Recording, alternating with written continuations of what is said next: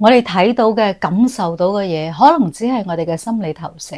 如果我哋冇察覺得到，可能會影響我哋自己嘅成長，同埋同其他人發展親密關係。心理投射係一種防禦機制，就係一個人將到自己嘅思想、情感投射到去其他人、事物身上。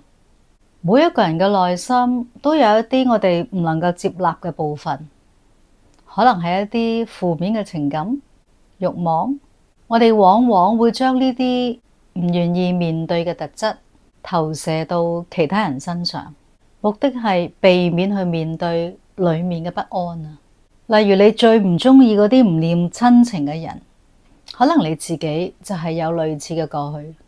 喺成長嘅過程當中，我哋要意識到呢啲投射，通過覺察、認識同埋接納呢啲俾你否定嘅部分，我哋先至可以不斷嘅成長。如果唔係，10年、20年過去，我哋都冇改變，都冇進步。我哋可能會將一啲對我哋好重要嘅人物，好似係媽媽啦、英雄等等，投射到其他人身上。咁樣嘅投射會影響我哋點樣去同其他人建立親密關係嘅。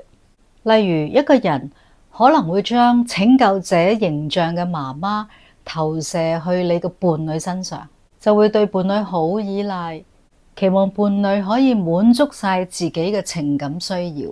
當然呢個人唔會得到滿足啦。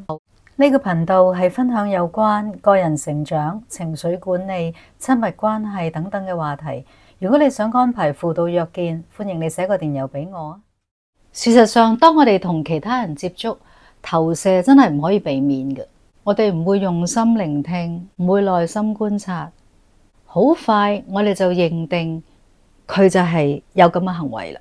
例如一個人好怕靜嘅，佢就會認為其他人喺寧靜環境當中都係唔會舒服嘅。自己覺得憤怒，就認為其他人都應該嬲。覺得其他人有不良動機，但可能自己裏邊有歪念啊。一個自卑嘅人，可能就覺得其他人睇唔起自己。咁樣嘅投射真係會好影響我哋同其他人發展親密關係嘅。投射會令到我哋對其他人嘅判斷產生偏差啦，亦都會遮住我哋去睇自己真實嘅感受。邀請你多啲去練習自我察覺。每一日都用一啲時間去安靜，接觸一下自己嘅內心，睇下喺自己嘅身上正在發生緊咩事，能夠識別自己嘅投射同埋呢啲投射嘅內容，我哋就可以更加好咁去理解自己裏面發生咩事，有啲咩矛盾，有啲咩衝突。你嘅心理投射喺日常生活當中可能有以下呢啲具體表現。當你經歷好大嘅壓力，你就會將內心嘅不安投射去你屋企人身上，然後咧無端白事就會鬧交。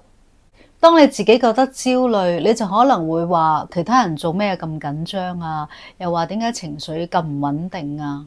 當你出軌又或者不忠，你就會懷疑你嘅伴侶可能進行緊類似嘅行為，覺得佢都不忠。喺競爭好激烈嘅工作場所，你會覺得其他同事都係踩住你上位，但係其實佢哋只係做好自己份工咋。喺社交媒體，當其他人分享一啲負面情緒嘅 post， 你可能會覺得其他人嘅負面評論又或者 feedback 都係針對你嘅。作為父母，你可能會將自己未實現嘅夢想或者係渴望強加喺你孩子身上。你認為孩子應該係要承載呢啲嘅期望。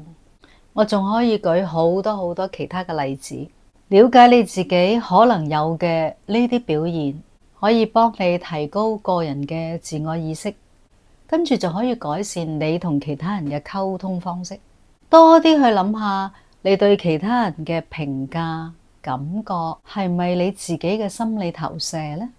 咁樣我哋就可以更加好嘅去理解自己嘅感受，咁就可以採取一啲更加積極嘅應對策略啦。